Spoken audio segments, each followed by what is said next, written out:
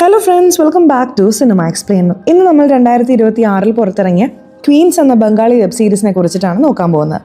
സീരീസിലേക്ക് കടക്കുന്നതിന് മുമ്പ് ചാനൽ ഇതുവരെ സബ്സ്ക്രൈബ് ചെയ്യാതെയാണ് നിങ്ങൾ വീഡിയോ കാണുന്നതെങ്കിൽ ചാനൽ ഒന്ന് സബ്സ്ക്രൈബ് ചെയ്ത് തൊട്ടടുത്തുള്ള ബെല്ലൈക്കൺ ഒന്ന് അമർത്തിയാൽ ഞങ്ങൾ അപ്ലോഡ് ചെയ്യുന്ന പുതിയ വീഡിയോസ് നിങ്ങൾക്കിടയിലേക്ക് ഉടനെ തന്നെ എത്തുന്നതായിരിക്കും. സോ നമുക്ക് ഒട്ടും സമയം കളയാതെ തന്നെ സീരീസിലേക്ക് കടക്കാം.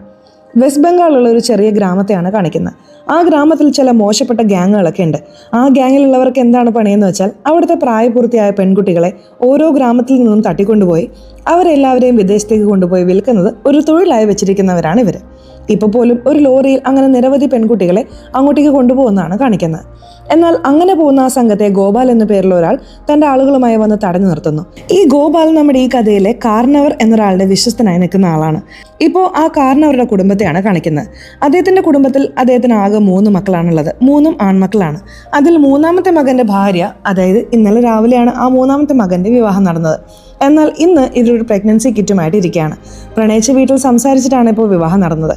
അതുകൊണ്ടാണ് ഇപ്പോൾ ഇവർ ഗർഭിണിയായിരിക്കുന്നതായി കാണിക്കുന്നത്. ഇപ്പോൾ ഇത് പുതിയ വീട്ടിൽ പെട്ടെന്ന് പറഞ്ഞാൽ അവരെങ്ങനെ പ്രതികരിക്കും? രാത്രി ഈ കല്യാണത്തിന്റെ റിസപ്ഷൻ വെച്ചിട്ടുണ്ടല്ലോ, ഇത് ആരോടാണ് ആദ്യം പറയാ എന്നൊരു സംശയം അവർക്കുണ്ട്. കുറച്ച് കഴിയുമ്പോൾ ആ വീട്ടിലെ രണ്ടാമത്തെ മകനായ പ്രശാന്ത് എന്നൊരാളെ കാണിക്കുന്നു. അയാൾ തന്റെ വീടിന്റെ പടിക്കൽ രവി എന്നൊരു വ്യക്തിക്കായി കാത്തു നിൽക്കുകയാണ്. ഈ രവി അതേ നാട്ടിലുള്ള ഒരു വലിയ കോടീശ്വരനാണ്. സർക്കാരിനറിയാതെ നിരവധി തെറ്റായ കാര്യങ്ങളും ഇയാൾ ചെയ്യുന്നുണ്ട്. ഇപ്പോൾ ഈ കാർണവരുടെ വീട്ടിൽ വന്ന് അയാളെ കണ്ടാൽ നമുക്ക് എന്തെങ്കിലും നല്ലത് നടക്കും എന്ന ചിന്തയിലാണ് അയാൾ വന്നിരിക്കുന്നത്. അങ്ങനെ ആ രവി വീട്ടിൽ വന്നത് ആ വീട്ടിലെ പുതിയ മരുമകളായ നായികയും കാണുന്നുണ്ട്. നിന്റെ അമ്മായച്ചൻ്റെ സുഹൃത്താണ്, നിനക്ക് അങ്കിളിനെ പോലെയാണ്, നമസ്കാരം പറഞ്ഞോളൂ എന്ന് ആരോ പറയുന്നുണ്ട്. മറുവശത്ത് ആ വീട്ടിലെ ഒരു പേരക്കുട്ടിയെ കാണിക്കുന്നു. ആ വീട്ടിലെ മൂത്ത മകന് ജനിച്ച പെൺകുട്ടിയാണിത്. അവളും ഈ രവി അങ്കിളിന് ഒരു നമസ്കാരം പറഞ്ഞിട്ട് നേരെ വീടിനുള്ളിലേക്ക് പോകുന്നു. ഇപ്പോൾ കാർണവരുടെ ഭാര്യ രവിയെയും അയാളുടെ ഗ്യാങ്ങിനെയും കാർണവർ റൂമിലേക്ക് പറഞ്ഞേക്കുന്നു. ഇതാ സ്റ്റൈലായിട്ടിരിക്കുന്ന ഇദ്ദേഹമാണ് കാർണവർ. അതായത് ഗോഡ് ഫാദറെ പോലെ നാട്ടിൽ ആരെന്ത് തെറ്റ് ചെയ്താലും അത് ഇദ്ദേഹത്തിന്റെ ചെവിയിലെത്തും. അതുടൻ തന്നെ തന്റെ ഗ്യാങ്ങിനെ വെച്ച് തിരുത്തണമെന്ന് അദ്ദേഹം കരുതും. ഇപ്പോൾ അദ്ദേഹം ഈ രവിയോടും അവിടെയുള്ള ഒരു രാഷ്ട്രീയക്കാരനോടും വലിയ ദേഷ്യത്തിലാണ്. രണ്ടുപേരെയും ഇരുത്തിയിട്ട് രൂക്ഷമായി നോക്കിക്കൊണ്ടിരിക്കുകയാണ്. മറുവശത്ത് നമ്മുടെ നായിക തന്റെ ഭർത്താവിനെ അന്വേഷിച്ചുകൊണ്ടിരിക്കുകയാണ്. അപ്പോഴാണ് ഭർത്താവിന്റെ അച്ഛനായ കാർണവരുടെ റൂമിലാണ് തന്റെ ഭർത്താവ് ഉള്ളതെന്ന് അവൾക്ക് മനസ്സിലാവുന്നത്. നായിക എല്ലാവർക്കും കാപ്പി കൊടുക്കാമെന്ന് കരുതി ആ റൂമിലേക്ക് വരുമ്പോൾ റൂമിൽ എന്തോ ഗൗരവമായ ചർച്ച നടക്കുകയാണ്. നായിക ഉള്ളിലേക്ക് വന്നതും എല്ലാവരും നിശബ്ദരാവുന്നു. ഭർത്താവിൻ്റെ അടുത്ത് വന്ന് എനിക്ക് നിങ്ങളോട് ഒരു പ്രധാനപ്പെട്ട കാര്യം സംസാരിക്കാനുണ്ട്, ഒന്ന് പുറത്തേക്ക് വരാമോ എന്ന് ചോദിച്ച് അവിടെ നിന്നും കൂട്ടിക്കൊണ്ടുപോകുന്നു. അവരവിടെ നിന്നും പോയതും ആ വീട്ടിലെ മൂത്ത മകൻ ഒരു ടാബ് എടുത്തുകൊണ്ട് വന്ന് അവിടെ ഒരു വീഡിയോ കോളിലുള്ള വ്യക്തിയെ കാണിക്കുന്നു. അത് ആരാണെന്ന് വെച്ചാൽ തുടക്കത്തിൽ നമ്മൾ ഗോപാൽ എന്നൊരാളെ കുറിച്ച് പറഞ്ഞില്ലേ, ഈ കാർണവരുടെ വലം കൈയാണ് അയാളാണ് കോളിലുള്ളത്. അയാൾ തുടക്കത്തിൽ ഇതുപോലെ പെൺകുട്ടികളെ തട്ടിക്കൊണ്ടുപോയ ഒരു സംഘത്തെ പിടികൂടിയിരുന്നല്ലോ. ആ സംഘത്തെയും ആ വീഡിയോ കോളിൽ കാണിക്കുന്നു. ഇപ്പോൾ ആ സംഘത്തെ ഭീഷണിപ്പെടുത്തി നിങ്ങളെ കൊണ്ടൊക്കെ ആരാണ് ഇങ്ങനെയൊക്കെ ചെയ്യിപ്പിക്കുന്നത് എന്ന് ചോദിക്കുമ്പോൾ അവരെല്ലാവരും ഈ രവിയുടെയും ആ രാഷ്ട്രീയക്കാരൻ്റെയും പേര് പറയുന്നു. അപ്പോൾ ഈ കാർണവരും ആ രവിയെയും രാഷ്ട്രീയക്കാരനെയും ദേഷ്യത്തോടെ നോക്കിയിട്ട് പറയുന്നുണ്ട്, നാട്ടിൽ നിങ്ങൾ എന്ത് വേണമെങ്കിലും ചെയ്തോളൂ എന്ന് ഞാൻ നിങ്ങൾക്ക് അനുവാദം തന്നിട്ടുണ്ട്. എന്നാൽ സ്ത്രീകളുടെ മേൽ കൈവയ്ക്കാൻ ഞാൻ നിങ്ങൾക്ക് യാതൊരു അനുവാദവും തന്നിട്ടില്ല. ഞാൻ ഇവിടെ ഉള്ളിടത്തോളം കാലം സ്ത്രീകളെല്ലാവരും സുരക്ഷിതരായിരിക്കും. എടാ ഗോപാൽ, അവരെല്ലാവരെയും തീർത്തേക്ക് എന്ന് പറയാണ്. ഉടനെ ആ വീഡിയോ കോളിൽ ഗോപാൽ താൻ പിടിച്ചു വച്ചിരിക്കുന്ന അവരെല്ലാവരെയും വെടിവെച്ച് കൊല്ലുന്നു. അവിടെ നിന്നും രക്ഷിച്ച പെൺകുട്ടികളെല്ലാം അവൻ സുരക്ഷിതമായി അവരവരുടെ വീടുകളിലേക്ക് തന്നെ പറഞ്ഞയക്കുന്നു. കാർണവർ അവിടെയുള്ള രവിയോടും രാഷ്ട്രീയക്കാരനോടും പറയുന്നുണ്ട്, ഇനിമേൽ ഇതുപോലുള്ള പരിപാടികൾ കാണിച്ചാൽ അടുത്ത വെടിയുണ്ട നിങ്ങളുടെ നേർക്കായിരിക്കും വരിക. രാത്രി എൻ്റെ മൂന്നാമത്തെ മകൻ്റെ റിസപ്ഷൻ ഉണ്ട്, ശത്രുതയൊക്കെ മറന്നു വന്ന് പങ്കെടുക്കണം എന്ന് പറഞ്ഞ് അദ്ദേഹം അവിടെ നിന്നും പോകുന്നു. കട്ട് ചെയ്താൽ നമ്മുടെ നായികയുണ്ടല്ലോ, അവൾ തൻ്റെ ഭർത്താവ് ഒത്ത് ആ റൂമിലേക്ക് വരികയാണ്. എനിക്ക് നിങ്ങളോടൊരു പ്രധാനപ്പെട്ട കാര്യം സംസാരിക്കാനുണ്ട്. എന്താടാ, ഞാനിപ്പോൾ ഗർഭിണിയാണ്. എന്ത്, നീ ഗർഭിണിയാണെന്നോ? ശരി, ഈ കാര്യം നമ്മുടെ അമ്മയോടോ അതോ എൻ്റെ ഏട്ടത്തെ അമ്മമാരോടോ പറഞ്ഞിട്ടില്ലല്ലോ. എന്തായത് പറഞ്ഞാൽ അവരെന്തെങ്കിലും പറയുമോ? അങ്ങനെയല്ല, രാത്രിയാണ് നമ്മുടെ റിസപ്ഷൻ. കല്യാണം കഴിഞ്ഞ് ഒറ്റ ദിവസം കൊണ്ട് ഇതെങ്ങനെ നടന്നു എന്ന് ചോദിച്ചാൽ ഞാൻ ഉറപ്പായും കുടുങ്ങും. സാവധാനം പറയാമെന്ന് പറഞ്ഞ് അയാൾ തൻ്റെ ഭാര്യയെ ബോധ്യപ്പെടുത്തുകയാണ്. ഇപ്പോൾ അവരെല്ലാവരും കുടുംബസമേതം ഒരു ഗ്രൂപ്പ് ഫോട്ടോ എടുക്കുകയാണ്. അവിടെ നിന്ന് പോകുമ്പോൾ ആ കുടുംബത്തെ ഈ രവിയും ആ രാഷ്ട്രീയക്കാരനും രൂക്ഷമായി നോക്കിക്കൊണ്ട് പോകുന്നതായി കാണിക്കുന്നുണ്ട്. ഇപ്പോൾ രവി കാറിൽ പോയിക്കൊണ്ടിരിക്കുമ്പോൾ അയാൾക്ക് ആര്യ എന്ന പേരുള്ള ഒരാൾ കോൾ ചെയ്യുന്നു. എന്താണ് രവി, നിന്നെ വിശ്വസിച്ച് ഞാൻ എൻ്റെ ആളുകളെ അയച്ചപ്പോൾ എൻ്റെ ആളുകളെല്ലാം ആരോ തീർത്തു എന്നാണല്ലോ കേട്ടത്. നിന്റെ ഏരിയയിൽ പോലും സ്വസ്ഥമായിട്ട് ബിസിനസ് ചെയ്യാൻ കഴിയുന്നില്ലേ? ഇതിനു മുകളിൽ നിന്റെ കയ്യിൽ ഞാൻ എങ്ങനെ ഉത്തരവാദിത്തം ഏൽപ്പിക്കും എന്ന് ചോദിക്കുകയാണ്. രവിയും ആര്യയോട് മാപ്പ് ചോദിച്ചിട്ട് ഈ പ്രശ്നങ്ങളെല്ലാം ഇന്നത്തെ കൊണ്ട് ഞാൻ പരിഹരിച്ച് കാണിച്ചു തരാം എന്ന് പറയുന്നു. അപ്പോഴാണ് അവിടെ രവിയും ആ രാഷ്ട്രീയക്കാരനും സമയം വന്നെത്തി എന്ന രീതിയിൽ എന്തോ സംസാരിക്കുന്നത്. ഇങ്ങനെ ഒരു സാഹചര്യത്തിലാണ് ആ റിസപ്ഷൻ ആരംഭിക്കുന്നത്. എല്ലാവരുടെയും മുഖത്ത് ചിരി നിറഞ്ഞു നിൽക്കുകയാണ്. വീട്ടിലെ ബന്ധുക്കളെ മാത്രം ഉൾപ്പെടുത്തിക്കൊണ്ട് റിസപ്ഷൻ നടത്താമെന്നാണ് ഈ കാരണവരുടെ വീട്ടുകാർ പ്ലാൻ ചെയ്തിരിക്കുന്നത്. അതുകൊണ്ട് അവരുടെ ഗുണ്ടകളെയൊന്നും അവിടെ കാണാനില്ല. അങ്ങനെ ആദ്യം ആ റിസപ്ഷനിൽ രാഷ്ട്രീയക്കാരൻ വന്ന് പങ്കെടുക്കുന്നു. കുറച്ചു കഴിഞ്ഞപ്പോൾ ആ രവിയും വന്ന് പങ്കെടുത്ത് ആ ജോഡികളെ ആശീർവദിച്ച ശേഷം കഴിക്കാൻ പോവാന്ന് പറഞ്ഞ് ഭക്ഷണപ്പുരയിലേക്ക് വരുന്നു. അപ്പോഴാണ് ആ പരിപാടിക്കുള്ളിലേക്ക് പെട്ടെന്ന് വാച്ച്മാൻ കടന്നു വരുന്നത്. ഇന്നെങ്കിലും യൂണിഫോം ഇല്ലാതെ നല്ലൊരു ഡ്രസ്സ് ഇട്ട് വരാറുന്നില്ലേ, എന്തിനാ ഇങ്ങനെ വന്നിരിക്കുന്നത് എന്ന് അവിടെയുള്ള മൂത്ത മകൻ ചോദിക്കുന്നുണ്ട്. അല്ല, വെറുതെ ഇങ്ങനെ സന്തോഷമായി ഭക്ഷണം കഴിക്കാനാണ് വന്നത്. ഭക്ഷണം ഇല്ലേ? ഉണ്ട്, നന്നായി പോയി കഴിച്ചോളൂ എന്ന് അയാൾ പറയുന്നു. മറുവശത്ത് കാരണവർ എപ്പോഴും അടുത്തുള്ള ഒരു കുടിലുകളിൽ ജീവിക്കുന്ന ആളുകൾക്ക് ധാരാളം മധുരപലഹാരങ്ങളും ഭക്ഷണവും നൽകി സഹായിക്കാറുണ്ട്. അത് തന്നെ ഇപ്പോൾ ചെയ്തുകൊണ്ടിരിക്കുകയാണ്. അപ്പോൾ പെട്ടെന്ന് ഈ വാച്ച്മാൻ ഈ കാരണവരുടെ മുന്നിൽ വന്ന് നിൽക്കുകയാണ്. തൻ്റെ പോക്കറ്റിലിരുന്ന് തോക്കെടുത്ത് ആ സ്ഥലത്ത് വെച്ച് തന്നെ കാരണവരെ വെടിവെച്ച് കൊല്ലുന്നു. കുറച്ച് സമയത്തിനുള്ളിൽ അതേ തോക്കുകൊണ്ട് ആ വീട്ടിലെ മൂത്ത മകനെയും അവൻ കൊലപ്പെടുത്തുന്നു. ഇതെല്ലാം അവിടെയുള്ള ബന്ധുക്കളും മറ്റുള്ളവരും കണ്ട് ഭയന്ന് വിറയ്ക്കുകയാണ്. ഇപ്പോൾ രണ്ടാമത്തെ മകനുണ്ടല്ലോ, അയാളെയും അതേ തോക്കുകൊണ്ട് അവൻ വെടിവെക്കുന്നു. എന്നാൽ അയാളുടെ കയ്യിലാണ് വെടിയേൽക്കുന്നത്. അയാൾ തൻ്റെ ആയുധം എടുക്കാനായി തൻ്റെ റൂമിലേക്ക് ഓടുകയാണ്. ഇതെല്ലാം അവിടെ രവി പ്ലാൻ ചെയ്ത് നൽകിയിട്ട് ആസ്വദിച്ച് കണ്ടുകൊണ്ടിരിക്കുകയാണ്. ഇപ്പോൾ മണ്ഡപത്തിലുള്ള നമ്മുടെ നായികയും അവളുടെ ഭർത്താവും വേഗത്തിൽ താഴേക്ക് ഓടി വരുന്നു. തൻ്റെ ജ്യേഷ്ഠനെ നോക്കണോ അതോ അച്ഛനെ നോക്കണോ എന്നറിയാതെ അവർക്കും ഒന്നും മനസ്സിലാവുന്നില്ല. ഇപ്പോൾ ആ വാച്ച്മാൻ ഇരുവർക്ക് നേരെയും തോക്ക് ചൂണ്ടുന്നു. അല്പസമയത്തിനുള്ളിൽ ഈ രവി അവിടെ കാരണവരുടെ ഭാര്യയുടെ അടുത്ത് വന്ന് സംസാരിക്കുന്നു. ഞാൻ എന്ത് ചെയ്യാനാണ് അമ്മേ, ഇദ്ദേഹത്തെ മറികടന്ന് എനിക്ക് ബിസിനസ് ചെയ്യാൻ കഴിയുന്നില്ല. പല രീതിയിലും ഞാൻ നോക്കി, അദ്ദേഹം കേൾക്കാൻ തയ്യാറല്ല. അതാണ് ഞാൻ ഇങ്ങനൊരു വഞ്ചന ചെയ്തത്, എന്നോട് ക്ഷമിക്കണം എന്ന് പറഞ്ഞിട്ട് അയാൾ അവിടെ നിന്ന് പോവാണ്. ഇപ്പോൾ ഗൗതം എന്ന പേരിൽ ഒരു പയ്യനെ കാണിക്കുന്നു. ഇവനി രവിയുടെ വലങ്കയാണ്. വളരെ നാളുകളായി നായികയെ സ്വന്തമാക്കണമെന്ന് അവൻ ആഗ്രഹിച്ചിരുന്നു. ഇപ്പോൾ ആ വാച്ച്മാൻ്റെ തോക്ക് വാങ്ങിയിട്ട് നമ്മുടെ നായികയുടെ ഭർത്താവിനോടായി അവൻ പറയുന്നുണ്ട്, ചെറുപ്പം മുതൽ നമ്മൾ ഒരേ കോളേജിലാണ് പഠിച്ചത്. പഠിക്കുന്ന സമയത്ത് പോലും നീ എനിക്ക് എതിരാളിയായിട്ടാണ് എന്തെങ്കിലും ചെയ്തിരുന്നത്. ഇപ്പോൾ ഞാൻ ആഗ്രഹിച്ച പെൺകുട്ടിയെ നീ വിവാഹം കഴിക്കുന്നു, അതിനുവേണ്ടി തന്നെ നിന്നെ തീർക്കണം എന്ന് പറഞ്ഞുകൊണ്ട് നമ്മുടെ നായികയുടെ കൺമുന്നിൽ വെച്ച് തന്നെ അവളുടെ ഭർത്താവിനെയും അവൻ കൊന്നുകളയുന്നു. അപ്പോൾ ഇതാണ് നമ്മുടെ നായികയുടെ റിസപ്ഷനിൽ നടന്ന സംഭവം. ഇതിൽ ആ കുടുംബത്തിലെ 4 സ്ത്രീകൾ, അതായത് ഈ കാരണവരുടെ ഭാര്യ, മൂത്ത മരുമകൾ, രണ്ടാമത്തെ മരുമകൾ, ഇപ്പോൾ ഈ ഇളയ മരുമകളായ നായിക, ഇവർ 4 പേരും വിധവകളായി മാറുന്നു. ഇപ്പോൾ ആ ഏരിയയിൽ ഒരു പോലീസ് സ്റ്റേഷൻ ഉണ്ട്. അവിടെ ഒരു ഇൻസ്പെക്ടർ ഇരിക്കുന്നുണ്ട്. ഈ രവി ഇൻസ്പെക്ടറുടെ അടുത്ത് പോയിട്ട് റിസപ്ഷനിൽ നടന്ന സംഭവത്തെക്കുറിച്ച് പറയുന്നു. ആരാണ് എന്താണെന്നൊന്നും അറിയില്ല, പെട്ടെന്ന് അകത്ത് കയറി വന്ന് അദ്ദേഹത്തെ വെടിവെച്ചു കൊന്നു. ഞങ്ങൾക്കും ഇതിനും യാതൊരു ബന്ധവുമില്ല എന്ന് പറഞ്ഞ് ആ ഇൻസ്പെക്ടർക്ക് കുറച്ച് പണം നൽകി താൻ പറയുന്ന പോലെ ആ റിപ്പോർട്ടും എഴുതി വെപ്പിക്കുന്നു. അടുത്ത ദിവസം രാവിലെ ആവാണ്. വീടിന്റെ മുന്നിൽ ഇപ്പോൾ ആ വീട്ടിലെ പുരുഷന്മാരുടെ മൃതദേഹങ്ങളുണ്ട്. നാട്ടിൽ അവർ നല്ലത് ചെയ്ത ഒരുപാട് ആളുകൾ ആ വീടിന് മുന്നിൽ തടിച്ചുകൂടുന്നു. അവർ പൊട്ടിക്കരയാണ്. നമ്മുടെ 4 നായികമാരും പുറത്തു വന്ന് തങ്ങളുടെ ഭർത്താക്കന്മാരെ കണ്ട് നെഞ്ചത്തടിച്ച് കരയുന്നതായി അവിടെ കാണിക്കുന്നുണ്ട്. നമ്മുടെ നായികയുടെ താലിയുടെ നനവ് പോലും ഇതുവരെ മാറിയിട്ടില്ല. അതിനുള്ളിൽ തന്നെ തന്റെ ജീവിതം അവർ അവസാനിപ്പിച്ചല്ലോ. ഇനി എൻ്റെ കുഞ്ഞിന് അച്ഛനാണെന്ന് പറഞ്ഞ് ഞാൻ ആരെ കാണിക്കും എന്നതുപോലുള്ള പല ചോദ്യങ്ങളും അവളുടെ ഉള്ളിലുണ്ട്. കുറച്ച് സമയത്തിനുള്ളിൽ ആ 4 മൃതദേഹങ്ങളും അവരടക്കം ചെയ്യാണ്. ആ സ്ഥലത്ത് ഈ ഗൗതം വന്ന് നിൽക്കുന്നത് കണ്ട് നായികയ്ക്ക് ആകെ ദേഷ്യം വരുന്നുണ്ട്. ഗൗതമിന്റെ ഷർട്ട് പിടിച്ചിട്ട് എന്തിനാണ് ഇങ്ങനെ ചെയ്തത് എന്ന് ചോദിക്കണമെന്ന് അവൾ കരുതുന്നുണ്ട്. എന്നാൽ സ്ത്രീകളായതുകൊണ്ട് നമ്മളെ കൊണ്ട് എന്ത് ചെയ്യാൻ കഴിയും എന്ന് ചിന്തിച്ച് ഒന്നും പറയാതെ അവൾ വിഷമിക്കുകയാണ്. മറുവശത്ത് ഗോപാലിനെ കാണിക്കുന്നു. ഈ ഗോപാലാണല്ലോ ആ കാരണവരുടെ വലങ്കയായി ഇരുന്നത്. അയാൾക്ക് വലിയ ദേഷ്യം വരാണ്. നമ്മളില്ലാത്ത സമയം നോക്കി കാരണവർക്ക് ഇങ്ങനെ സംഭവിച്ചല്ലോ, ഞാൻ അവിടെ ഉണ്ടായിരുന്നെങ്കിൽ അവരെല്ലാവരെയും ഒരു പാഠം പഠിപ്പിക്കാമായിരുന്നല്ലോ എന്ന് പറഞ്ഞ് അയാൾ തകർന്നുപോയി പൊട്ടിക്കരയുന്നു. ഇനി എന്ത് ചെയ്യുന്ന ഓർത്ത് അയാൾക്കൊന്നും മനസ്സിലാവുന്നില്ല. ഇവിടെ നായിക തന്റെ വളകളും സിന്ദൂരവും മാറ്റുമ്പോൾ അപ്പോഴാണ് അവിടെ ഗോപാൽ മദ്യപിച്ച് പ്രശ്നം ഉണ്ടാക്കുന്നതെല്ലാം അവൾ ശ്രദ്ധിക്കുന്നത്. അപ്പോഴാണ് അവർ ഈ കാര്യം വെറുതെ വിടാൻ പാടില്ലെന്നും നമ്മൾ ഇത് വെച്ചൊരു പ്ലാൻ തയ്യാറാക്കണം എന്നുള്ളൊരു തീരുമാനം എടുക്കുന്നത്. ഇവിടെ ഈ രാഷ്ട്രീയക്കാരനുണ്ടല്ലോ, അയാൾ നേരെ രവിയുടെ വീട്ടിലേക്ക് വരുന്നു. എന്താടാ, ആ കുടുംബത്തെ ഇല്ലാതാക്കാൻ തീരുമാനിച്ചെങ്കിൽ മുഴുവനായും തീർക്കായിരുന്നില്ലേ? എന്തിനാണ് ആ 4 പേരുടെയും ഭാര്യമാരെ ബാക്കി വെച്ചത്? ഇപ്പോൾ നാട്ടിൽ അവരോടെല്ലാവർക്കും വലിയ സഹതാപമാണ്.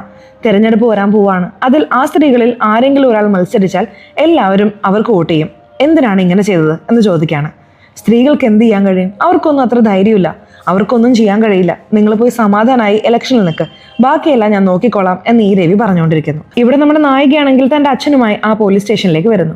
അവിടെയുള്ള ഇൻസ്പെക്ടറോട് സത്യത്തിൽ എന്താണ് സംഭവിച്ചതെന്ന് പറയാൻ അവൾ തീരുമാനിക്കുന്നു. അതനുസരിച്ച് നടന്ന ഓരോ സംഭവവും അവൾ പറയുന്നു. എന്നാൽ ഇൻസ്പെക്ടർ അവിടെ അതൊരു പരാതിയായി എടുക്കാൻ തയ്യാറാവുന്നില്ല. ഞങ്ങൾക്ക് തെളിവ് വേണം, നിങ്ങൾ സ്വാർത്ഥമായി എന്തെങ്കിലും പറഞ്ഞിട്ട് പോകാൻ കഴിയില്ല എന്ന് പറഞ്ഞ് പരാതി നൽകാൻ വന്ന നായികയെ അദ്ദേഹം പുറത്താക്കുന്നു. അപ്പോഴാണ് കുറച്ച് സമയത്തിനുള്ളിൽ ആ പോലീസ് സ്റ്റേഷനിലേക്ക് ആ വാച്ച്മാൻ വരുന്നതും നായിക കാണുന്നത്. അവൾക്ക് വളരെ ദേഷ്യം വരുന്നുണ്ട്. സ്റ്റേഷനിൽ വന്ന വാച്ച്മാൻ ഞാനാണ് സാർ ഇതെല്ലാം ചെയ്തത് എന്ന് പറഞ്ഞ് കീഴടങ്ങുന്നു. അപ്പോൾ നായിക, എടോ, നിങ്ങൾ എത്ര നല്ലവനും വിശ്വസ്തനുമാണെന്ന് കരുതിയിട്ടാണല്ലോ നിങ്ങളെ വീട്ടിൽ നിർത്തിയിരുന്നത്. ഞങ്ങൾക്ക് തന്നെ വഞ്ചന ചെയ്യാൻ നിനക്ക് എങ്ങനെ മനസ്സ് വന്നു? എന്തിനാണ് ഇങ്ങനെ ചെയ്തത് എന്ന് പറഞ്ഞ് അയാളുടെ ഷർട്ടിൽ പിടിച്ച് ചോദിക്കുന്നു. എന്നാൽ വാച്ച്മാന് അതിന് മറുപടി ഉണ്ടായിരുന്നില്ല. ഇപ്പോൾ നായികയും അവിടെ നിന്നും പോലീസുകാരെ വീട്ടിലേക്ക് പറഞ്ഞയക്കുന്നു. നായികയുടെ അച്ഛനും ഇനി ഇങ്ങോട്ട് നീ ഇവിടെ നിൽക്കേണ്ടതില്ല, നമുക്ക് ബാംഗ്ലൂരിലേക്ക് തന്നെ പോവാം, എൻ്റെ കൂടെ പോര് എന്ന് പറയുന്നു. എന്നാൽ നായിക, അച്ഛാ ഇന്നലെ വരെ ഇന്ന് രാവിലെ വരെ എൻ്റെ ഭർത്താവിനോട് ഞാൻ സംസാരിച്ചുകൊണ്ടിരിക്കുകയായിരുന്നു അച്ഛാ. ഈ സ്ഥലത്ത് വെച്ച് അവൻ സംസാരിച്ചതും എന്നോടൊപ്പം ചിരിച്ചതും അതെല്ലാം എൻ്റെ ഓർമ്മയിലുണ്ട് അച്ഛാ. അതിനുള്ളിൽ അതെല്ലാം എങ്ങനെ ഉപേക്ഷിച്ച് വരാൻ കഴിയും? എന്നെ കൊണ്ട് കഴിയില്ല അച്ഛാ എന്ന് പറഞ്ഞ് അവൾ അവിടെ പൊട്ടിക്കരയുന്നു. ഇവിടെ വാച്ച്മാനും ഇൻസ്പെക്ടറോട് പറയുന്നുണ്ട്, സാർ എല്ലാത്തിനും കാരണം ഞാനാണ് സാർ. ആ രവി പറഞ്ഞിട്ടാണ് ഞാൻ ഇതൊക്കെ ചെയ്തത്. ആ രവി എൻ്റെ മകളെ തട്ടിക്കൊണ്ടുപോയി വെച്ചിരിക്കുകയായിരുന്നു സാർ. ഞാൻ അദ്ദേഹത്തെയും അദ്ദേഹത്തിൻ്റെ കുടുംബത്തെയും ഇങ്ങനെ ചെയ്തില്ലെങ്കിൽ നിങ്ങളുടെ മകളെ തിരികെ തരില്ലെന്ന് പറഞ്ഞ് അവൻ എന്നെ ഭീഷണിപ്പെടുത്തി സാർ. അതുകൊണ്ടാണ് സാർ ഞാൻ അങ്ങനെയൊക്കെ ചെയ്തത് എന്ന് പറയുന്നു. കുറച്ച് കഴിഞ്ഞപ്പോൾ ഇപ്പോൾ ആ വാച്ച്മാൻ്റെ മകളും ആ സ്ഥലത്തേക്ക് വരുന്നു. മോളെ നീ വന്നോ? എന്താ മോളെ അവൻ പറഞ്ഞത്? ആ രവി പണം തന്നോ എന്ന് ചോദിക്കുകയാണ്. ഇല്ലച്ചാ, അവർ ജോലി കഴിഞ്ഞതിന് ശേഷം എന്നോട് പോവാൻ പറഞ്ഞു.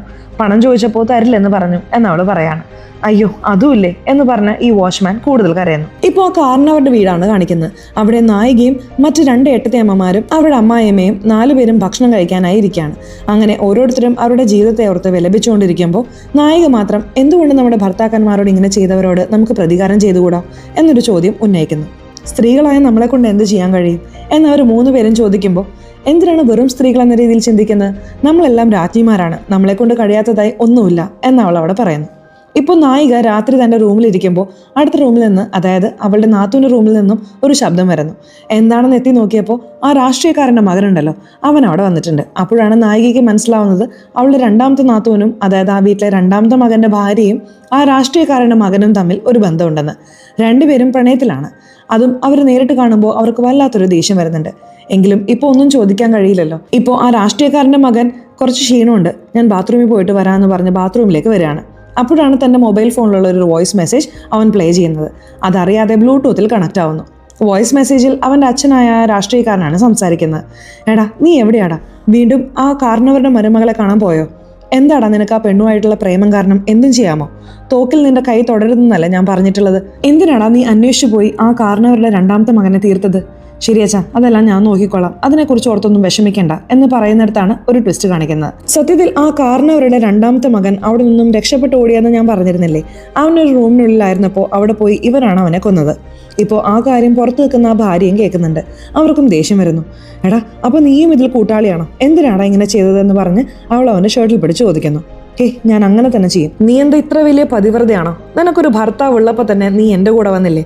നിനക്ക് ഇത് തന്നെ ധാരാളമാണ് എന്ന് പറഞ്ഞ് അവൻ പരിഹാസത്തോടെ സംസാരിക്കുന്നു. അല്പസമയത്തിനുള്ളിൽ തന്നെ അവരുടെ പുറകിൽ വന്ന് നമ്മുടെ നായിക അവനെ അടിക്കുന്നു. ഇപ്പോൾ അവളൊരു തോക്കെടുത്ത് ആ രാഷ്ട്രീയക്കാരൻ്റെ മകൻ്റെ കഥ അവിടെ അവസാനിപ്പിക്കുന്നു. ഈ ശബ്ദം കേട്ടതും ആ വീട്ടിലുള്ള മറ്റു 3 സ്ത്രീകളും ഓടി വരുന്നു. അടുത്ത ദിവസം രാവിലെ ആ മൃതദേഹം കൊണ്ടുവന്ന് ഇവർ 4 പേരും ചേർന്ന് ഒരു പുഴയിൽ തള്ളുന്നു. ഇപ്പോൾ അത് കരയ്ക്കടഞ്ഞ് അവിടെയുള്ള ആളുകളെല്ലാം അറിയുന്നു. അപ്പോഴാണ് ഇന്നലെ രാത്രി എന്താണ് സംഭവിച്ചതെന്ന് കാണിക്കുന്നത്. നമ്മുടെ നായിക ആ കാര്യം ചെയ്തതിനു ശേഷം വീട്ടിലുള്ള മറ്റു 3 സ്ത്രീകളും വല്ലാതെ ഭയന്നു. നീ വെറുതെ പറയാണെന്നാണ് കരുതിയത്, നീ ശരിക്കും പ്രതികാരം ചെയ്യാൻ തുടങ്ങിയോ എന്നവർ ചോദിക്കുന്നു. ഇപ്പോൾ ആ രാഷ്ട്രീയക്കാരൻ്റെ മകൻ്റെ ഫോണെല്ലാം എടുത്ത് നോക്കുമ്പോൾ ഇവരെല്ലാവരും ഒരുമിച്ച് ചേർന്ന് പ്ലാൻ ചെയ്തിട്ടാണല്ലോ ഇതെല്ലാം ചെയ്തതെന്ന് മനസ്സിലാവുന്നു. കാരണം അവർ ജീവനോടെ ഉണ്ടായിരുന്ന സമയത്ത് അദ്ദേഹം തന്റെ കുടുംബത്തെയും നാടിനെയും കാത്തു രക്ഷിച്ചിരുന്നു.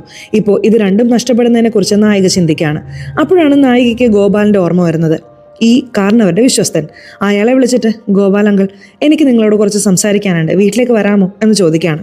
അങ്ങനെ അയാളുടെ സഹായത്തോടെയാണ് അയാളുടെ കാറിൽ വെച്ച് ആ മൃതദേഹം അവിടെ നിന്നും കൊണ്ടുപോയത്. അയാളാണ് കൊണ്ടുവന്ന് പുഴയിലിട്ടത്. അങ്ങനെ നായികയ്ക്ക് സഹായം ചെയ്തതും ആ ഗോപാൽ തന്നെയാണ്. അടുത്ത ദിവസം രാവിലെ ആ കുളത്തിൽ നിന്നും ആ രാഷ്ട്രീയക്കാരൻ്റെ മകൻ്റെ ബോഡിയും പോലീസ് കണ്ടെടുക്കുന്നു. ഇപ്പോൾ ആ പയ്യൻ്റെ ഭാര്യ ഉണ്ടല്ലോ, അവർ പൊട്ടിക്കരഞ്ഞുകൊണ്ടിരിക്കുമ്പോൾ ആ രാഷ്ട്രീയക്കാരനും എൻ്റെ മകനെ ഇങ്ങനെ ചെയ്തല്ലോ എന്ന് കരുതി പൊട്ടിക്കരയുന്നു. അയാൾക്ക് മുഴുവനായും ഈ 4 സ്ത്രീകളെ തന്നെയാണ് സംശയമുള്ളത്. അപ്പോൾ അയാൾക്കൊരു CCTV ഫുട്ടേജ് കൂടെ ലഭിക്കുന്നു. അതിൽ ഈ ഗോപാലും ഉൾപ്പെട്ടിട്ടുണ്ടെന്ന് മനസ്സിലാവുന്നു. ഇപ്പോൾ ഈ കാര്യം പുറത്തു പറഞ്ഞാൽ ഇവർ തന്നെ കൊടുങ്ങും. കാരണം ഇവരിങ്ങനെ ചെയ്തതുകൊണ്ടാണല്ലോ അവരിങ്ങനെ പ്രതികാരം ചെയ്യുന്നത്. അപ്പോൾ ഇവരും കൊടുങ്ങുമല്ലോ. അതിനാൽ പത്രമാധ്യമങ്ങളോടും ഒന്നും പറയാൻ കഴിയാതെ അവർ വിഷമിക്കുകയാണ്. ഇപ്പോൾ ആ ഇൻസ്പെക്ടർ ഉണ്ടല്ലോ, അദ്ദേഹം സാവധാനം ഈ കാര്യം മനസ്സിലാക്കുന്നു. കാരണം നേരത്തെ തന്നെ നായിക വന്ന് ഇൻസ്പെക്ടറോട് കാരണവരെ ഇങ്ങനെ ചെയ്തത് ആരായിരിക്കും എന്നൊക്കെ പരാതി പറഞ്ഞിരുന്നല്ലോ. അതിന് ഇപ്പോൾ നിങ്ങൾ പ്രതികാരം ചെയ്യുകയാണോ എന്ന് അദ്ദേഹം വീട്ടിൽ വന്ന് ചോദിക്കുന്നുണ്ട്. ഞങ്ങളാണ് ഇങ്ങനെ ചെയ്യുന്നത് എന്ന് തെളിവുണ്ടെങ്കിൽ അത് കൊണ്ടുപോവാ, വെറുതെ അപവാദങ്ങളൊന്നും പറയാൻ നിൽക്കരുത് എന്ന് പറഞ്ഞുകൊണ്ട് അവിടെ നിന്നും ആ ഇൻസ്പെക്ടറെ അവർ പറഞ്ഞേക്കുന്നു. ഇവിടെ രവിയും ഈ വിവരം കേട്ടപ്പോൾ അയാൾക്ക് വല്ലാതെ ദേഷ്യം വരുന്നുണ്ട്. ഗോപാലും ഇതിൽ ഉൾപ്പെട്ടിട്ടുണ്ടെന്ന് അറിഞ്ഞപ്പോൾ ഇത് ഗോപാൽ തന്നെ ചെയ്യുന്നതാണോ അതോ ഗോപാലിന് പിന്നിൽ വേറെ ആരെങ്കിലും അവനെ പ്രവർത്തിപ്പിക്കുന്നുണ്ടോ എന്നൊരു ചോദ്യം അവർക്കിടയിൽ ഉണ്ടാവുന്നു. ഇൻസ്പെക്ടർ തൻ്റെ സ്റ്റേഷനിലേക്ക് വരികയാണ്. അവിടെ നോക്കുമ്പോൾ ആ വാച്ച്മാൻ്റെ മകൾ തനിച്ചിരിക്കുന്നത് കാണുന്നു. ഇപ്പോൾ വാച്ച്മാനെ സെല്ലിൽ അടച്ചിട്ടിരിക്കുകയാണല്ലോ. ആ പെൺകുട്ടിയെ കണ്ടപ്പോൾ ഇൻസ്പെക്ടർക്കും വല്ലാത്തൊരു സഹതാപം തോന്നുന്നുണ്ട്. ഒരു 500 രൂപ നൽകി പോയി എന്തെങ്കിലും കഴിച്ചിട്ട് വാ മോളെ എന്ന് പറയാണ്. എന്നാൽ ആ പെൺകുട്ടി പണം വാങ്ങാതെ അവിടെ നിന്ന് നടന്നു പോകുന്നതായി കാണിക്കുന്നു. നായിക തൻ്റെ വീട്ടിലിരുന്ന് താൻ ഗർഭിണിയാണെന്നുള്ള കാര്യം ആലോചിച്ചുകൊണ്ടിരിക്കുമ്പോൾ നമ്മുടെ നായികയുടെ വീടിനുള്ളിലേക്ക് ആരോ ഒരു ബോംബ് വലിച്ചെറിയുന്നു. എന്താണെന്ന് പുറത്തു വന്ന് നോക്കിയപ്പോൾ അതാ ഗൗതമാണ്. ആ രാഷ്ട്രീയക്കാരൻ്റെ മകൻ്റെ മൃതദേഹം നമ്മുടെ നാട്ടിലെ കുളത്തിൽ നിന്നും കിട്ടിയ വിവരം അയാൾ അപ്പോഴാണ് അറിയുന്നത്. ഇതാരാണ് ചെയ്തതെന്ന് അറിയില്ല. ഒരു പക്ഷെ നിങ്ങൾ 4 പേരിൽ ആരെങ്കിലുമാണ് ഞങ്ങളോട് പ്രതികാരം ചെയ്യാൻ ഇത് ചെയ്തതെങ്കിൽ നിങ്ങൾ 4 പേർക്കും ഇവിടെ സ്വസ്ഥമായിരിക്കാൻ കഴിയില്ല. നിങ്ങളുടെയും കഥ ഞങ്ങൾ അവസാനിപ്പിക്കും എന്നവൻ പറഞ്ഞിട്ട് പോവാണ്. ഇപ്പോൾ ആ 4 സ്ത്രീകളും കൂടുതൽ ഭയന്നു പോകുന്നു. അപ്പോൾ നായിക യുദ്ധം തുടങ്ങിക്കഴിഞ്ഞു. ഇതിനു മുകളിൽ നമ്മൾ ഇങ്ങനെ മിണ്ടാതിരുന്നാൽ ശരിയാവില്ല. നമ്മൾ ആരാണെന്ന് നമുക്ക് കാണിച്ചു കൊടുക്കണം എന്ന് അവിടെ വെച്ച് തീരുമാനിക്കുന്നു. ഇപ്പോൾ ഇവരുടെ വീട്ടിൽ ഒരു പേരക്കുട്ടി ഉണ്ടെന്ന് ഞാൻ പറഞ്ഞില്ലേ, ആ പേരക്കുട്ടി ഒരു സ്കൂളിൽ പഠിക്കുകയാണ്. ഒരു ദിവസം അവിടെ കാർത്തിക് എന്ന പേരുള്ള പയ്യനുമായി, അതായത് അവളുടെ ബോയ് ഫ്രണ്ട് ആണ് അവനുമായി സന്തോഷത്തിൽ സംസാരിച്ചുകൊണ്ട് അങ്ങനെ വീട്ടിലേക്ക് നടന്നു വരാണ്. അപ്പോൾ ആ കാർത്തികിനെയും ആ പേരക്കുട്ടിയെയും കാറിൽ വന്ന ചില അജ്ഞാതർ തട്ടിക്കൊണ്ടു പോകുന്നതായി കാണിക്കുന്നുണ്ട്. ഇപ്പോൾ ആ കാറിനുള്ളിൽ കാണിക്കുമ്പോഴാണ് അത് മറ്റാരുമല്ല നമ്മുടെ ആ 4 നായികമാരുണ്ടല്ലോ അവരുടെ പ്ലാനാണെന്ന് മനസ്സിലാവുന്നത്. ഇതെന്താണിത്? സ്വന്തം മകളെ എന്തിനാണ് അവർ തട്ടിക്കൊണ്ടു പോകുന്നതെന്ന് നോക്കുമ്പോൾ സത്യത്തിൽ അവരുടെ ലക്ഷ്യം ആ പെൺകുട്ടിയല്ല, സ്വന്തം മകളെ വെച്ച് ആ പയ്യനായ കാർത്തികിനെ അവർ പിടികൂടിയതാണ്. ശരി, എന്തിനാണ് ആ കാർത്തികിനെ പിടികൂടുന്നത്? അവനെ പിടിച്ചിട്ട് എന്ത് ചെയ്യാനാണെന്ന് ചോദിച്ചാൽ അവൻ മറ്റാരുമല്ല, ഈ കാരണവരെ കൊലപ്പെടുത്തിയല്ലോ ആ രവി. ആ രവിയുടെ ഒരേ ഒരു കൊച്ചുമകനാണ് കാർത്തിക്. രവിക്ക് എടുത്തു പറയാൻ മാത്രം വലിയ കുടുംബമൊന്നുമില്ല. തൻ്റെ കൊച്ചുമകനാണ് തൻ്റെ ജീവൻ എന്ന പോലെയാണ് അയാൾ അവനെ വളർത്തുന്നത്. ഇപ്പോൾ അവനെ തന്നെ തട്ടിക്കൊണ്ടുപോയതുകൊണ്ട് ഈ രവി തകർന്നു പോവാണ്. ആദ്യം തൻ്റെ കൊച്ചുമകനെ ആരാണ് തട്ടിക്കൊണ്ടുപോയതെന്ന് അയാൾക്ക് മനസ്സിലാവുന്നില്ല. തൻ്റെ കൂടെ തന്നെയുള്ള ആ രാഷ്ട്രീയക്കാരനെയാണ് അയാൾ ആദ്യം സംശയിക്കുന്നത്. ഇങ്ങനെ നായിക ചെയ്ത കാര്യം കാരണം അവർ 2 പേർക്കിടയിൽ ഒരു പ്രശ്നം ഉണ്ടാവുന്നു. ഇപ്പോൾ കാർത്തികിനെ കാണിക്കുകയാണ്. അവൻ വളരെ ഭയന്നിരിക്കുകയാണ്. അപ്പോഴാണ് ആ പേരക്കുട്ടി ഉണ്ടല്ലോ, അവൾ ആ പയ്യനോട് പറയുന്നുണ്ട്, പേടിക്കണ്ട, എൻ്റെ അമ്മയും എൻ്റെ ചിറ്റമാരും ഇങ്ങനെയൊക്കെ ചെയ്യുന്നത് ഒരു നല്ല കാര്യത്തിന് വേണ്ടിയിട്ടാണ്. തീർച്ചയായിട്ടും അവർ നിന്നെ ഒന്നും ചെയ്യില്ല. ഞാൻ നിന്റെ കൂടെ തന്നെ ഉണ്ടല്ലോ, ധൈര്യമായിട്ടിരിക്കെ എന്ന് അവൾ അവനോട് പറയുന്നു. ഇതിനു പുറമെ നമ്മുടെ നായിക ആ നാട്ടിൽ നടക്കുന്ന നിരവധി തെറ്റുകളും ശരിയാക്കണമെന്ന് തീരുമാനിക്കുന്നു. അതായത് നിരവധി പെൺകുട്ടികളെല്ലാം തട്ടിക്കൊണ്ടുപോയിരുന്നില്ലേ, അതിൽ നിന്നൊക്കെ തന്റെ അമ്മായച്ചനെ പോലെ തന്നെ അവരെ രക്ഷിക്കണമെന്ന് അവൾ കരുതുന്നു. മറുവശത്ത് ഇവിടെ ജയിലിൽ കീഴടങ്ങിയ ആ വാച്ച്മാൻ തന്റെ തെറ്റ് മനസ്സിലാക്കി സ്വയം ജീവനൊടുക്കുന്നതായും കാണിക്കുന്നുണ്ട്. ഇവിടെ നമ്മുടെ നായിക ഗോപാലുമായി ചേർന്ന് ഇപ്പോൾ ഈ രവി ഒരു കൂട്ടം പെൺകുട്ടികളെ തട്ടിക്കൊണ്ടുപോയി അയാളുടെ ആളുകളുമായി എങ്ങോട്ടോ കൊണ്ടുപോകുന്നതിനെ തടഞ്ഞു നിർത്തുന്നു. അവിടെയുള്ള എല്ലാ പെൺകുട്ടികളെയും രക്ഷപ്പെടുത്തുന്നു. അവരെല്ലാവരെയും വീടുകളിലേക്ക് അയച്ചിട്ട് ഇപ്പോൾ ആ രവിയുടെ ആളുകളെല്ലാം ഗോപാൽ പിടിച്ചു വെക്കുന്നു. ഇവിടെ ആ പയ്യൻ കാർത്തിക് ഉണ്ടല്ലോ, അവനെയും കൊണ്ടുവന്ന് ഒരു ചെറിയ സ്ഥലത്തിട്ട് അടച്ചുപൂട്ടുന്നു. അടുത്ത ദിവസം രാവിലെ ആ കാർത്തികിനെ കാണാൻ നായിക വരാണ്. എന്നാൽ അവൾ വരുന്നതിന് മുമ്പ് തന്നെ ആ സ്ഥലത്തു നിന്നും കാർത്തിക് രക്ഷപ്പെടുന്നു. നായികയ്ക്ക് വല്ലാതെ ടെൻഷൻ ആവുന്നുണ്ട്. കാർത്തിക് മാത്രം ഇപ്പോൾ രക്ഷപ്പെട്ടു പോയാൽ നമ്മൾ ആ രവിയെ ഭീഷണിപ്പെടുത്തി അവന്റെ ബിസിനസ് ഏറ്റെടുക്കാൻ തീരുമാനിച്ചതും ആ പെൺകുട്ടികളെ രക്ഷിച്ചതെല്ലാം വെറുതെ ആവും. അവൻ വീണ്ടും പവറിലേക്ക് വരും. അവനെ ഭീഷണിപ്പെടുത്താൻ നമുക്ക് വേറെ വഴിയില്ല. ഉടനെ ആ കാർത്തികിനെ പിന്തുടർന്ന് പിടിക്ക് എന്നവൾ പറയുന്നു. മറുവശത്ത് ഗോപാൽ ഈ രവിയുടെ ആളുകളെല്ലാം അടിച്ചു വീഴ്ത്തി ഒരു ലോറിയിൽ വെച്ചിരിക്കുകയാണ്. അതിലൊരാൾ തന്റെ മുതലാളിയായ ആ രവി എന്ന റൗഡി ഉണ്ടല്ലോ, അയാൾക്ക് കോൾ ചെയ്തിട്ട് ഇതെല്ലാം ചെയ്യുന്നത് ആ ഗോപാലാണെന്ന് പറയുന്നു. ആ ഗോപാൽ ഈ നായികയുടെ വാക്ക് കേട്ടിട്ടാണ് ഇതെല്ലാം ചെയ്യുന്നത്. ഇതിൻ്റെ എല്ലാം പ്രധാന കാരണം ആ 4 വിധവകളായ സ്ത്രീകളാണ്. അവരാണ് നിങ്ങളുടെ കൊച്ചുമകനെയും തട്ടിക്കൊണ്ടുപോയി വെച്ചിരിക്കുന്നത് എന്ന് പറയുമ്പോൾ ഈ രവിക്ക് വല്ലാതെ ടെൻഷനാവുന്നു. ഉടൻ തന്നെ തൻ്റെ ആളായ ഗൗതമനെ അയച്ചിട്ട് എങ്ങനെയെങ്കിലും തൻ്റെ കൊച്ചുമകനെ അവരുടെ കയ്യിൽ നിന്നും രക്ഷിച്ചു കൊണ്ടുവരാൻ പറഞ്ഞ് അവിടെ അയക്കുകയാണ്. മറുവശത്ത് നായികയും ആ വെസ്റ്റ് ബംഗാളിലുള്ള ഗ്രാമത്തിലെ ഓരോ തെരുവിലും കാർത്തികിനെ തിരഞ്ഞു നടക്കുകയാണ്.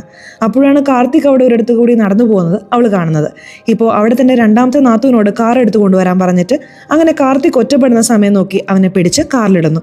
അവിടെ നിന്നും അവർ പോവാണ്. ഈ വാച്ച്മാൻ്റെ മകളുണ്ടല്ലോ, അവളിപ്പോൾ ഈ കാർണവരുടെ വീട്ടിലേക്ക് വരികയാണ്. അങ്ങനെ കാർണവരുടെ ഭാര്യയുടെ അടുത്ത് വന്നിട്ട് എനിക്ക് നല്ല വിശപ്പുണ്ട്, എന്തെങ്കിലും കഴിക്കാൻ തരാമോ എന്ന് ചോദിക്കുന്നു. ഈ കാർണവരുടെ ഭാര്യയ്ക്ക് ഈ പെൺകുട്ടിയുടെ അച്ഛനായ വാച്ച്മാൻ കാരണമല്ലേ തൻ്റെ ഭർത്താവിനെ നഷ്ടപ്പെട്ടത് എന്ന ദേഷ്യം ഉണ്ടെങ്കിലും തൻ്റെ ഭർത്താവിലുണ്ടായിരുന്ന ആ നല്ല ഗുണം ഇപ്പോഴും അവർക്കുണ്ട്. അതിനാൽ കൂടുതലൊന്നും അതിനെക്കുറിച്ച് ചിന്തിക്കാതെ ആ പെൺകുട്ടിക്ക് ഭക്ഷണം നൽകി അവളെ യാത്രയാക്കുന്നു. നായിക തങ്ങൾ പിടിച്ച ആ കാർത്തികോത്ത് ഇപ്പോൾ ഒരു സുരക്ഷിതമായ സ്ഥലത്തേക്ക് വന്നു നോക്കുമ്പോൾ ആ സ്ഥലത്ത് ഈ ആര്യ വന്നിരിക്കുന്നതാണ് കാണുന്നത്. ഈ രവിയുടെ കയ്യിൽ നിന്നും ഈ പെൺകുട്ടികളെല്ലാം വാങ്ങുന്ന ഒരാളല്ലേ, അവനാണ് ഈ ആര്യ, ആ നേരിട്ടുള്ള ഡീലർ.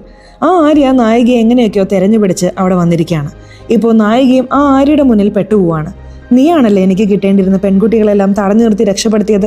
നിന്നെക്കൊണ്ട് എനിക്ക് എത്ര നഷ്ടമാണ് ഉണ്ടായതെന്ന് അറിയാമോ എന്ന് പറയുകയും അവിടെ വെച്ച് ഈ രവിക്ക് കോൾ ചെയ്ത് നിന്റെ കൊച്ചുമകൻ കാർത്തിക് ഇവിടെ തന്നെയുണ്ട്, ഞാൻ കണ്ടു, ഈ സ്ഥലത്തേക്ക് ഉടനെ നിന്റെ ആളുകളെ അയക്കണം എന്നയാൾ പറയുന്നു. ഇതുവരെ തങ്ങൾ സഹിച്ച കഷ്ടപ്പാടുകളെല്ലാം വെറുതെ ആകുമോ എന്ന് നായിക ഭയക്കുന്നുണ്ട്. അപ്പോഴാണ് ആ സ്ഥലത്ത് വെച്ച് അവർ ആ ആര്യയുമായി ഒരു ഡീൽ സംസാരിക്കുന്നത്. രവിയുടെ ആളുകൾ ഇവിടേക്ക് വരാം, നിങ്ങൾ എല്ലാവരും ചേർന്ന് എന്നെ കൊന്നേക്കാം. അങ്ങനെ എന്നെ കൊന്നാലും എൻ്റെ ആളുകൾ, അതായത് ഗോപാലും കൂട്ടരും എൻ്റെ കൂടെ തന്നെ ഇപ്പോഴും വിശ്വസ്തനായിട്ടുണ്ട്. അയാൾ എന്നേക്കാൾ വളരെ പവർഫുൾ ആണ്. അയാൾ വിചാരിച്ചാൽ നിന്റെ ബിസിനസ് ഒന്നും നടക്കാൻ പോണില്ല. അതുകൊണ്ട് നിനക്ക് കോടിക്കണക്കിന് രൂപയുടെ നഷ്ടവും ഉണ്ടാകും. അതുകൊണ്ട് ഇപ്പോൾ എന്നെ ഈ പ്രശ്നത്തിൽ നിന്ന് രക്ഷിക്ക്. രവിയുടെ ആളുകളുടെ മുന്നിൽ എന്നെ കുടുക്കി കൊടുക്കരുത്. തീർച്ചയായിട്ടും നിന്റെ നഷ്ടങ്ങളെല്ലാം ഞാൻ നികത്തി തരാം. നിനക്ക് ആവശ്യമായ പെൺകുട്ടികളെ ഞാൻ തന്നെ സപ്ലൈ ചെയ്യാം. നമുക്ക് രണ്ടുപേർക്കും ഒരു പാർട്ട്ണർഷിപ്പ് വെക്കാം എന്നവൾ സംസാരിക്കുന്നു. ഇപ്പോൾ ആ സ്ഥലത്തേക്ക് ഗൗതം ഉണ്ടല്ലോ, രവിയുടെ ഗുണ്ട, അവൻ അവിടേക്ക് വരികയാണ്.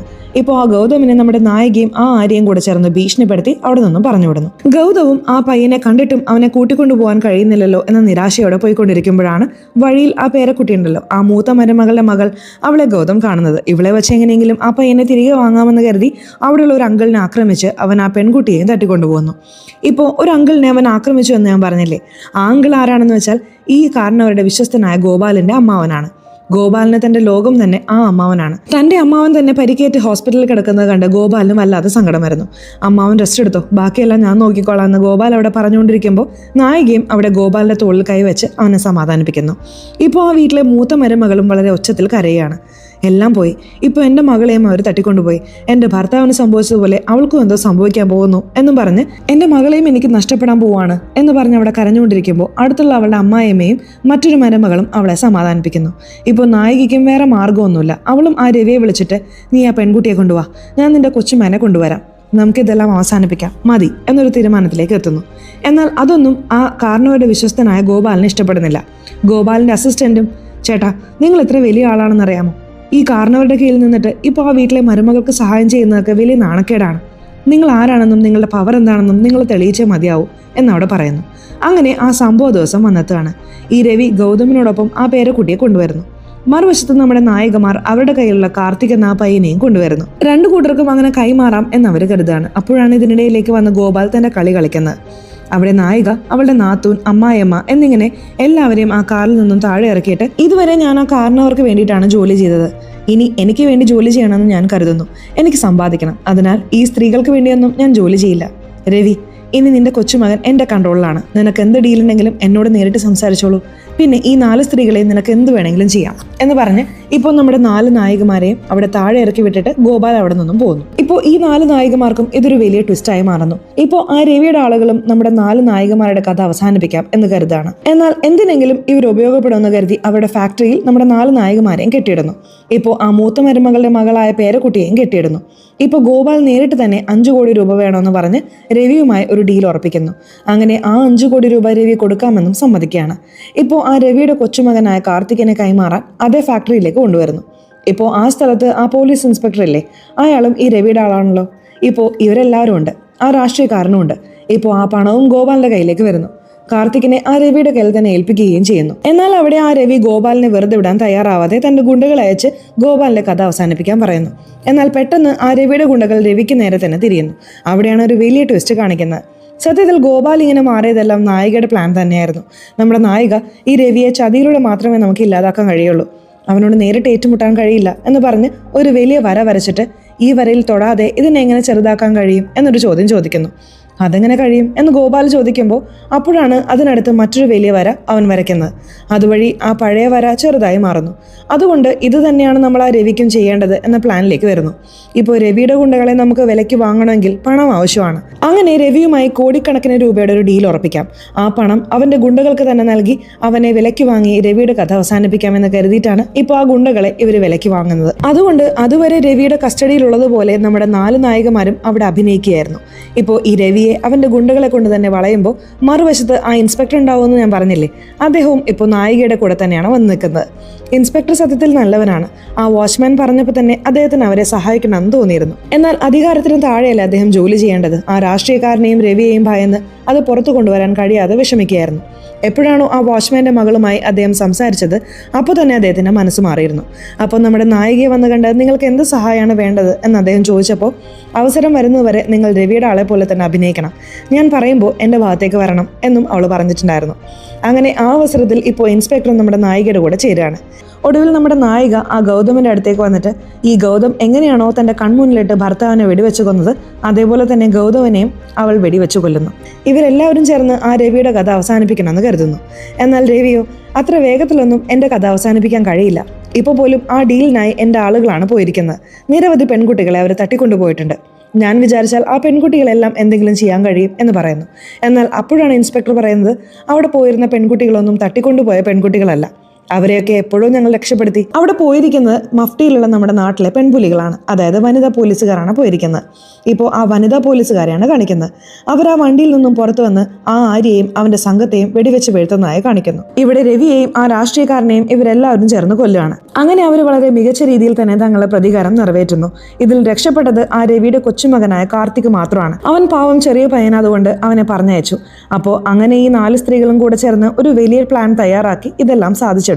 ഇപ്പോൾ ഈ കാരണവരുടെ സ്ഥാനത്തേക്ക് നമ്മുടെ നായിക വരുന്നതായും ഇപ്പോൾ അവളുടെ കീഴിൽ നിരവധി ആളുകൾ ജോലി ചെയ്യുന്നതായും അങ്ങനെ അവർക്ക് മറ്റൊരു പ്രശ്നം വരുന്നതായും അവിടെ കാണിക്കുന്നുണ്ട്. അത് 2ാമത്തെ സീസൺ ആണെന്ന് പറഞ്ഞുകൊണ്ട് ഇപ്പോൾ ഈ ആദ്യത്തെ സീസൺ അവസാനിപ്പിക്കുന്നു. സോ സീരീസിൻ്റെ കഥ എങ്ങനെയുണ്ടായിരുന്നു? ഇഷ്ടപ്പെട്ടോ? ഈ സീരീസിനെ കുറിച്ചുള്ള നിങ്ങളുടെ അഭിപ്രായങ്ങൾ തീർച്ചയായിട്ടും കമൻറ്റ് ബോക്സിൽ പറയണേ. അതുപോലെ ചാനൽ ഇതുവരെ സബ്സ്ക്രൈബ് ചെയ്തിട്ടില്ലെങ്കിൽ ചാനൽ ഒന്ന് സബ്സ്ക്രൈബ് ചെയ്ത് ഈ വീഡിയോ ഇഷ്ടപ്പെട്ടാൽ തീർച്ചയായിട്ടും ഒരു ലൈക്ക് കൊടുത്ത് തരാൻ മറക്കല്ലേ. സോ ഇനി അടുത്തൊരു വീഡിയോയിൽ കാണുന്നവരെ ബൈ.